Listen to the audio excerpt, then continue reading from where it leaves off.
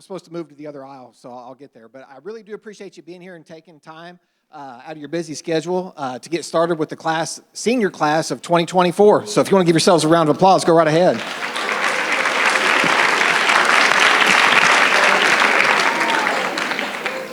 This will be the first of many times that y'all get to sit in the Lone Star Theater for some sort of presentation.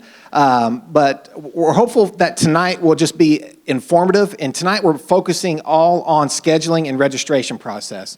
We're going to dive into what high school looks like in terms of the day and those sorts of things when we get to the freshman orientation and the fish camp that we'll have in August. So tonight is purely about trying to figure out which classes we're going to take in our 9th grade school year to prepare as a senior of 2024, okay?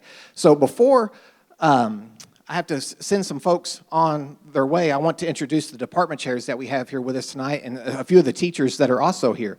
So we're just going to kind of go down the wall, then they have something that they need to go do to prepare for the rest of the presentation. We have Mr. Weinbrenner is our band director. Coach Ferris, CTE department chair.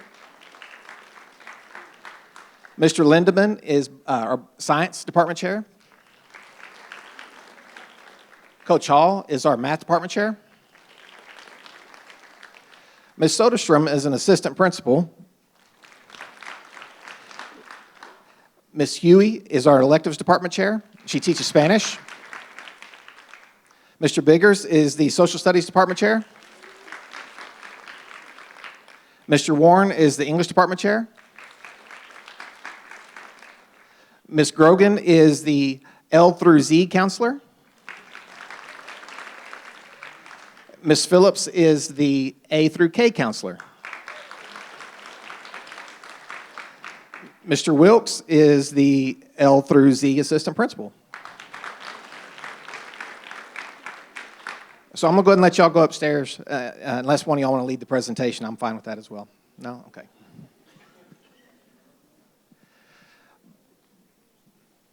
But like I mentioned just a second ago, tonight really is about your first introduction to high school with this student.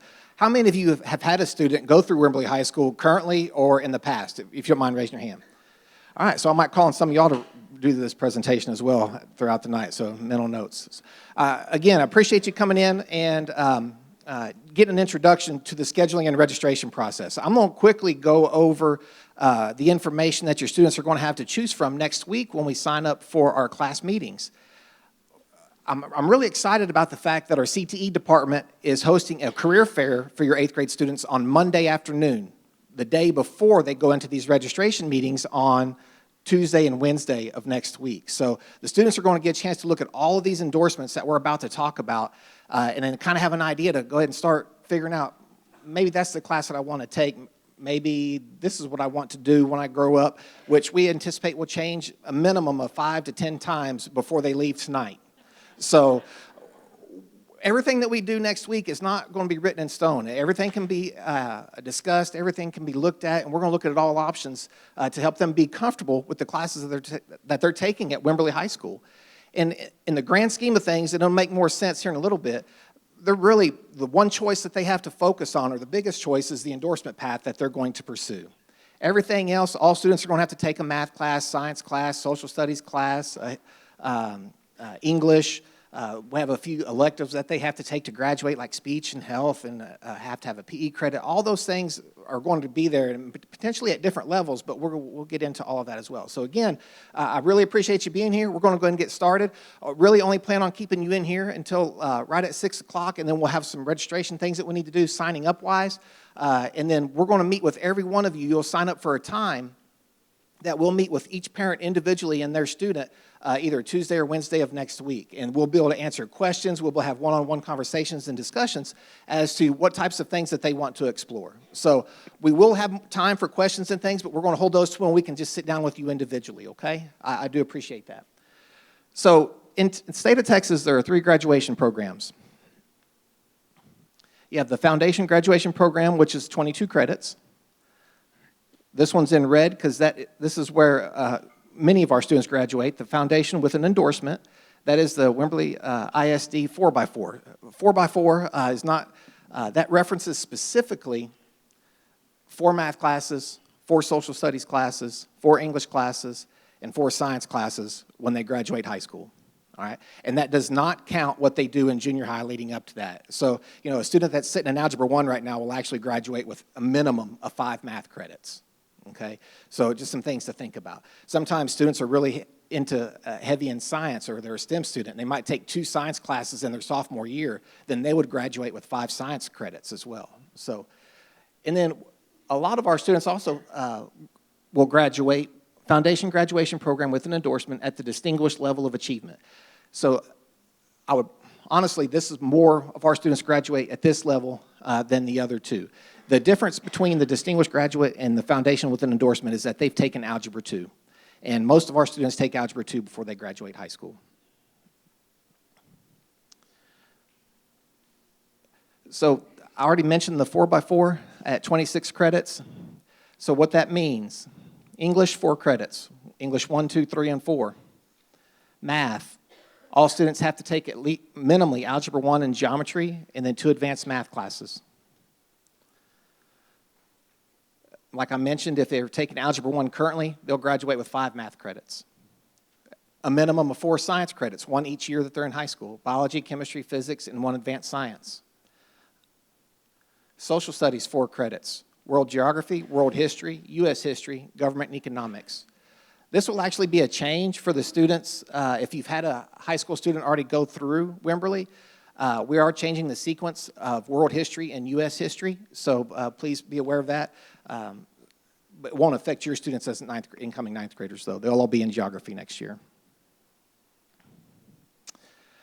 Languages other than English, LOTE. Well, we offer Spanish and American Sign Language at the high school. We've already registered our students that are currently in high school, and so we'll have Spanish 1, 2, and 3, ASL 1, 2, 3, and 4.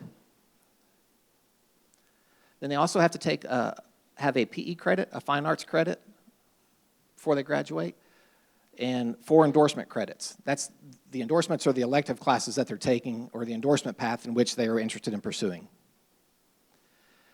And then 2 enrichment credits, half in speech, a half in health, and then an additional course, an elective course that students are interested in. So let's talk a little bit about the 5 endorsements. STEM, science, technology, engineering, and math. Business and industry, public service, arts and humanities, and multidisciplinary studies. Now we're going to look at each endorsement just in a little bit more detail. So the STEM endorsement, the available endorsement paths or tracks that we have at WHS are biological sciences, chemical and physical, engineering and technology, and mathematics. And then all STEM students are required to take Algebra 2, chemistry and physics. The programs of study within business and industry, I'll just let you read through those.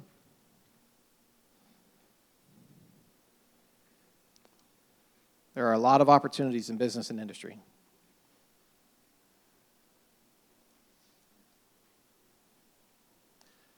The public service endorsement at the top. Arts and humanities at the bottom for our 4th endorsement.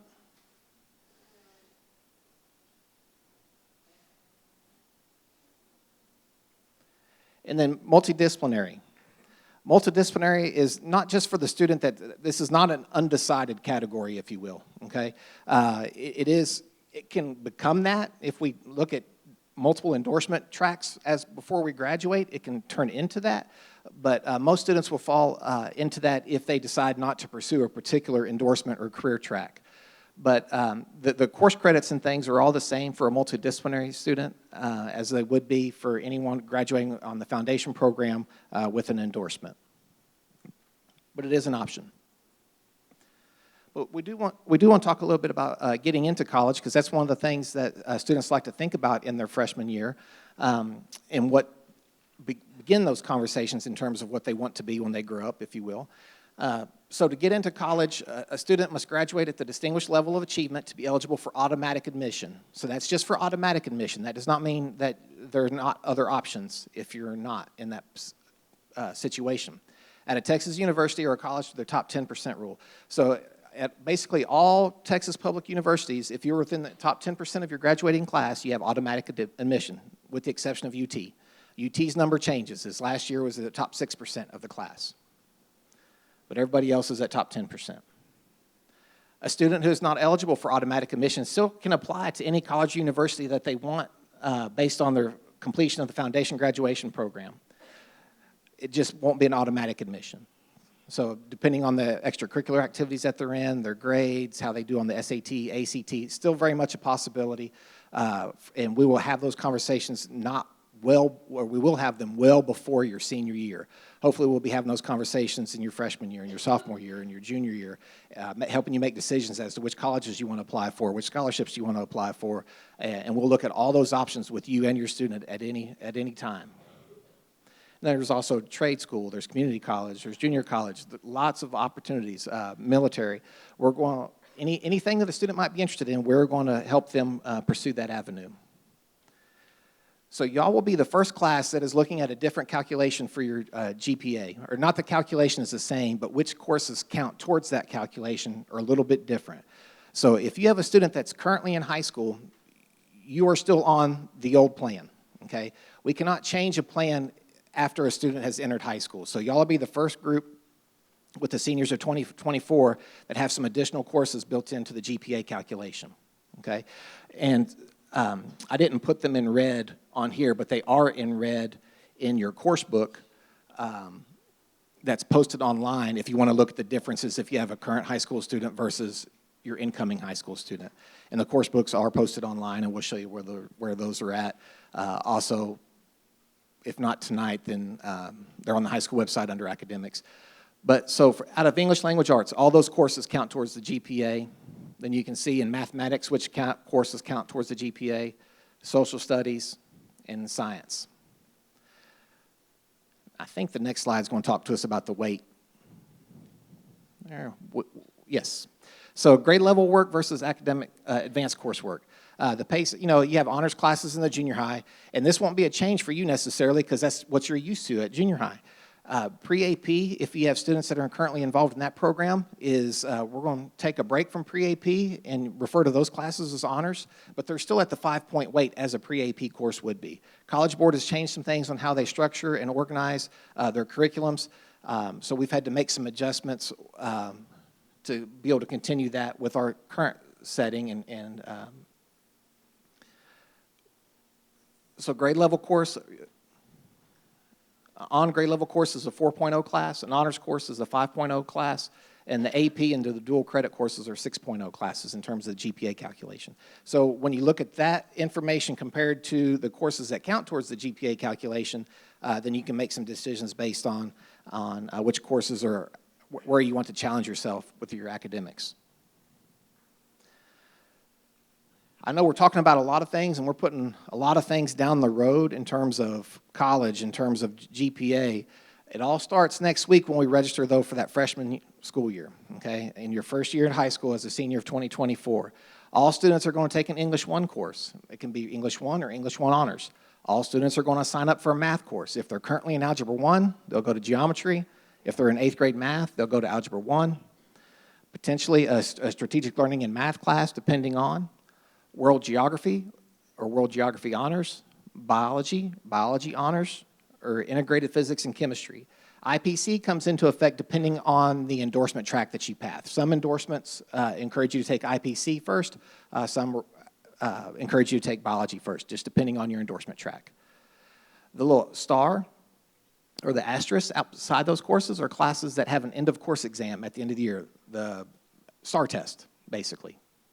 And the students have to pass 5 STAR exams to graduate from high school, and they are English 1, English 2, biology, Algebra 1, and U.S. history.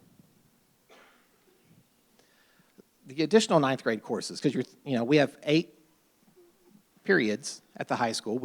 4 on our A days, 4 on our B days. We'll get into that in orientations. The additional 4 classes will be taken and selected through what you have done in junior high, because your art class in junior high counts as your fine arts high school credit. Technology class counts as a high school credit. Spanish counts as a high school credit. So if you've taken those classes, then we'll help build your schedule based on what you've done in junior high, and then look at your endorsement, and then look at which track might be right for you. fine arts, languages other than English, PE, and then your endorsement elective. Fish camp. So coming this summer, we'll have fish camp. It's sponsored by our student council. That's an event, if you haven't been a part of that yet, the students go off and work with students. The parents go through a series of meetings with us where there'll be just different sessions from the nursing office. Might be some things on attendance. We're going to talk about the school day. We're going to talk about where to park, how to drop something off. We're going to cover all of that within the fish camp. While the students are going around working with the student leaders on campus, trying to figure out, where do I go if I need this? Where do I go if I need that? They told me to go to the Gold Hall. What is the Gold Hall? Or if they send me to the CTE building, they're going to go get a campus tour from our student leaders and then have some of their questions answered that they might have. And that night usually ends up with a pep rally to kind of bring on the excitement for a new school year. And then we break it down in smaller groups, so we wouldn't put all of you in one room and just feed you a lot of information at one time. It'd be like 2 or 3 25 to 30-minute sessions, and hopefully we'll answer all the questions that you have about just some of the procedural things that happen at Wimberley High School. So where you can find the course book, it's under academics on the WHS website. I'm not going to go through the information that's in your folder. I think that y'all can probably do that. We would ask that you bring this folder back with you to your registration meeting, because I know that PGP is kind of, the paper that's multicolored in there is a little bit intimidating. We're not asking that you fill out all 4 years to come to the meeting. We're going to fill all that out with you. We're just going to fill out year 1 and see how year 1 goes, and then it's going to tell you what will happen in year 2, 3, and 4 if you stay with that track. But there's no pressure to have the entire thing filled out as you come to the meeting on Tuesday or Wednesday of next week, okay? That's really just to kind of help you plan your thinking. We're going to go through those things. We're going to have you, or we'll actually write it out for you, have you sign it. We're going to have you take a picture of it. That way, if you have any questions, and then before you leave, you're going to sit down with one of our registrars, and you're going to physically input their schedule into Skyward. So they will already have a schedule that's in Skyward and ready to go for their freshman year. They will be able to change if necessary. If there's something comes up, or if they had a change of heart already, then you can meet with a counselor, and we will work on having that set up prior to the beginning of the school year, not after it has already started. So what we're going to do is, that's where the department chairs are at right now, is we're going to move upstairs to the cafeteria, and there's going to be spread out all over the cafeteria. We're asking a lot of you, I know, to give up some time from your busy schedule to come sit down with us. And if for some reason it just cannot absolutely work out for one of these 2 days next week, let us know, and then we will work with you on getting together another time. But what we do in these meetings, we'll have 20 time slots available in each one. And I will go over a short presentation with everyone, shorter than this one, just as some reminders of what we're going to do in this meeting, okay? And then once we get done talking to the group collectively, I'll be in there, one of the assistant principals, both counselors, Mr. Howard at the junior high, and Ms. Ferris at the junior high will all be in there. Then you will sit down with one of us, and we will physically write out your schedule for their freshman year. And then once it's written out, it's a schedule that you and your student are comfortable with, then we will input that into Skyward, and they will be done. So the meeting truly does take about an hour. For those of you that already kind of know what's going on and you're ready to go, have your decisions made. Some can get out in 30 to 45 minutes, but then others, as they're making decisions, will wait while others fill out their paperwork with those that are involved. So there'll be 5 or 6 of us and 20 of you, so it really doesn't take too terribly long to get through all those things. And then we end up with a schedule for the freshman class of 2021 and the seniors of 24. So what I really want, I can't iterate this enough, that we want to help and support you. If you have questions, Ms. Ferris has gone through this process before. She is a great resource. Ms. Grogan is a great resource. Ms. Phillips is a great resource in terms of what if they want to do this, or will this count? If the course book can't answer that question for you, just reach out to us. Send us an email. Write down those questions in your yellow folder, and then we can answer those questions in the individual sessions as we go through those personal graduation plan meetings. And that's what PGP stands for, Personal Graduation Plan. So just don't hesitate to ask us any questions when it comes to being prepared and getting ready for this meeting. Okay? Are there any questions about what we're doing next? So I know there's a lot of you in here, and they are spread out to the corners of the cafeteria. I'm going to put it back. These are the times, so if you kind of want to already have an idea, we don't have all the time slots on one table. We have spread them out to try to reduce your wait time at the tables. So if you already have an idea of which session that you want to attend, then you can just go to that timetable or time slot, if you will. I really appreciate you being here. I'm very excited about your students. I appreciate your time. Thank you.